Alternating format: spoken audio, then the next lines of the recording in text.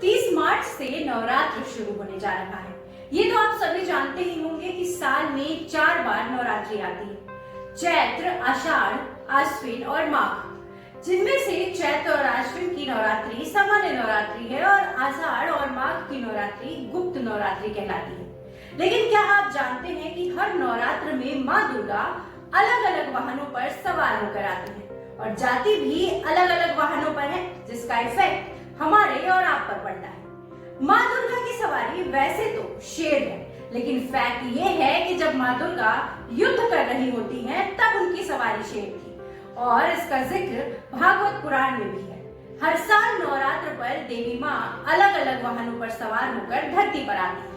कहते हैं कि माँ की सवारी क्या होगी ये डेज पर डिसाइड होता है। मंडे और संडे को नवरात्रि की शुरुआत होती है और घट स्थापना का दिन पड़ता है तो देवी माँ हाथी पर सवार होकर आती है। वहीं सैटरडे या ट्यूसडे को नवरात्रि की शुरुआत होती है तो माँ दुर्गा घोड़े पर सवार होकर आती है। थर्सडे या फ्राइडे को अगर ये दिन पड़ता है तो देवी माँ डोली में बैठकर आती है और अगर नवरात्र वेडनेसडे को शुरू होता है तो माता नाव पर सवार होकर धरती पर आती है। वैसे माँ दुर्गा जिस वाहन से पृथ्वी पर आती है उसके अनुसार साल भर होने वाली घटनाओं का भी अनुमान किया जाता है। लोगों का मानना है कि कुछ वाहन अच्छी चीजों को इंडिकेट करते हैं तो कुछ बुरी। जैसे हाथी पर सवार होकर अगर माता आती है तो पानी ज्यादा बरसता है, वहीं घोड़े पर आने पर युद्ध की आशंका रहती है। नाव सभी की मनोकामनाओं को पूरा करने वाला होता है और डोली किसी महामारी को इंडिकेट करती है।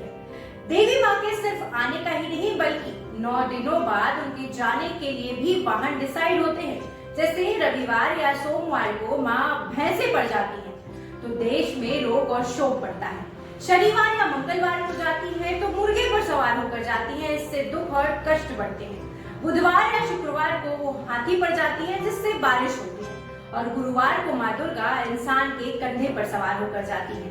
ये अच्छे इंडिकेशन होते हैं जिससे सुख और शांति बढ़ती है। इस बार नवरात्रि की शुरुआत रविवार को हो रही है तो माँ दुर्गा हाथी पर सवार होकर आएंगी।